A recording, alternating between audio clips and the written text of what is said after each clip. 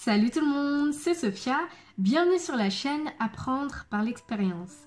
N'oubliez pas de vous abonner pour ne pas rater les prochaines vidéos.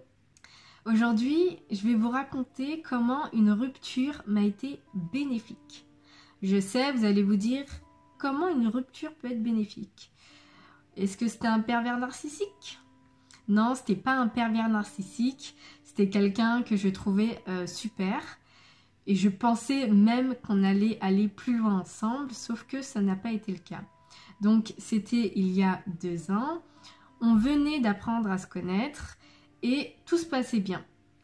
Le hic, c'est qu'un jour il y a eu quelques désaccords, rien de dramatique, et il en a conclu qu'on n'était pas fait pour être ensemble. Et en fait, ce qui s'est passé, c'est que pendant que moi j'étais en train de pleurer dans la voiture, lorsqu'on était en train de s'expliquer, j'étais en train d'essayer d'arranger les choses parce que je me suis dit peut-être qu'on peut passer au-dessus de cette épreuve, peut-être qu'on peut réussir à trouver un compromis, quelque chose comme ça. Lui était positionné, il était sûr de sa décision. Il était complètement sûr de sa décision. Et il m'a sorti une phrase ce jour-là, je m'en souviendrai toute ma vie. Avant de vous la dire, je vais vous expliquer à peu près comment ça s'est passé. J'étais la fille à toujours aller le chercher au travail. Je quitte mon travail, je ne rentre pas chez moi, je vais chez lui. Je vais chez lui, parfois j'allais de chez moi à chez lui, je rentrais toujours en transport et c'était loin, c'était pas à côté. Mais pour moi, j'étais contente parce que c'était pas un effort. Je me sentais pas en train de faire quelque chose d'insurmontable. Pour moi, c'était tout à fait normal d'aller le récupérer au taf, d'aller chez lui, de rentrer chez moi le soir en transport, même si c'est tard, même si le lendemain je travaillais ou autre. J'avais vraiment ce plaisir d'aller le chercher. Je voulais toujours être avec lui. Tous les jours de la semaine, sauf lorsqu'il ne pouvait pas, j'allais le récupérer au travail ou j'allais chez lui. J'étais la fille ultra disponible. Pourtant, avant de le rencontrer, j'étais restée un moment célibataire et j'avais des projets plein la tête. Donc avant de le rencontrer, j'avais des projets plein la tête, j'avais des choses à faire, j'avais des choses à commencer. Et quand je l'ai rencontré, hop, j'ai mis mes projets de côté. C'est comme si je n'observais pas mon propre comportement. J'étais là, j'étais contente, il fallait que j'aille chez lui, il fallait que j'ai contact avec lui, il fallait tout le temps que je sois avec lui. Et même lorsque je rentrais chez moi, je l'avais toujours dans la tête. Lorsque j'ai un petit peu de temps, je vais chez lui, je vais le chercher ou autre. Et lorsque je rentre chez moi, je pense encore à lui.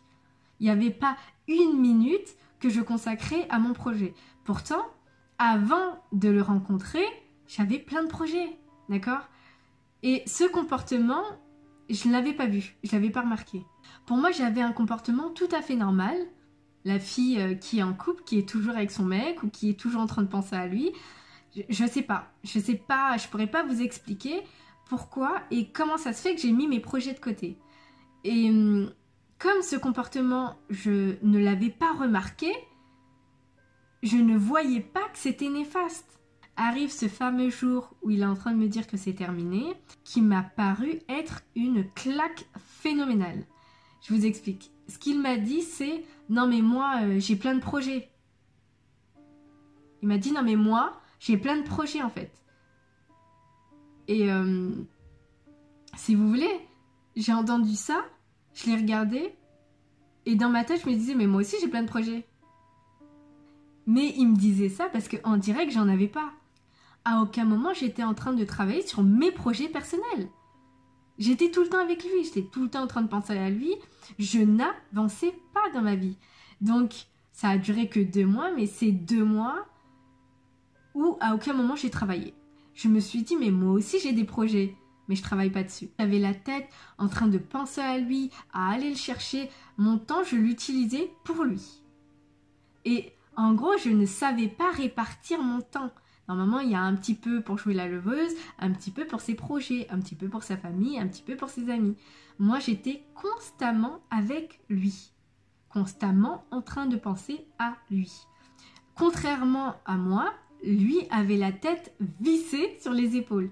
Il savait pertinemment que même s'il était en train d'essayer de rentrer dans une relation, de construire quelque chose avec quelqu'un, il n'a jamais mis ses projets de côté. Donc, que ça fasse 2 mois ou 5 ans, ses projets avancent. Alors que les miens, ils étaient en stand-by. Je les avais mis sur le côté, j'étais en train de les ignorer, littéralement, pour lui. Mais sans m'en rendre compte. Et encore, je le dis, c'est sans m'en rendre compte. C'est quand il m'a sorti cette phrase « Non, mais moi, j'ai des projets », je me suis dit « Mais moi aussi, en fait, j'ai des projets. J'ai pas attendu que tu sois dans ma vie pour avoir des projets. Moi aussi, avant de te rencontrer, j'avais des projets. Mais l'erreur que j'ai faite, c'est de les mettre en stand-by. Imaginez seulement, on aurait passé 10 ans ensemble, j'aurais passé 10 ans sans que mes projets n'avancent. Parce que j'étais focalisée sur lui. Et ça, c'est un vrai danger. C'est un vrai danger. J'avais lu une histoire comme ça où c'était une femme qui était mariée, enfant, mari, la maison, etc. La vie de cette femme s'est écroulée lorsqu'elle a appris que son mari l'a trompée depuis 3 ans. Et à ce moment-là, elle s'est dit « Mais qu'est-ce que je vais faire de ma vie? Qu'est-ce que je fais de ma vie ?» Parce que je passe mon temps à m'occuper de mon partenaire, de mes enfants, ce qui est normal, d'écouter ma famille, d'être présent pour eux, ce qui est normal, mais je me suis rendu compte que je me suis oubliée dans la relation, je me suis oubliée dans ma vie. Tout ce qui est projet, qui me tient à cœur, etc., je les ai délaissés pour prendre soin des gens que j'aime et j'ai mal réparti mon temps. Donc elle était en train de témoigner pour dire mais en fait ma vie s'écroule, qu'est-ce que je vais faire? Elle vivait pour les autres, lui continue de vivre pour lui. Donc elle a vu à ce moment-là qu'il y a eu un problème dans sa vie. Et elle n'avait plus personne à qui se raccrocher parce que même sa famille lui disait « Mais t'inquiète, t'es forte. Toi, tu vas surmonter tout ça en fait. Donc t'inquiète. » Mais elle était au bord du gouffre. Sa vie qu'elle avait construit, le temps qu'elle y avait mis, l'investissement qu'elle avait mis à construire son petit cocon, c'était détruit. C'était détruit. Donc rien n'est infaillible. Autant répartir son temps pour ses projets personnels et pour les gens qu'on aime. Comme ça, si l'un ou l'autre capote, au moins, on a de quoi se raccrocher. Si ce n'est pas la famille, ça sera notre projet, et puis c'est tout. Ça peut faire peur de se dire, au bout de 35 ans de mariage, mais ma vie n'a aucun sens. N'oubliez pas de commenter et surtout de vous abonner. Bye bye!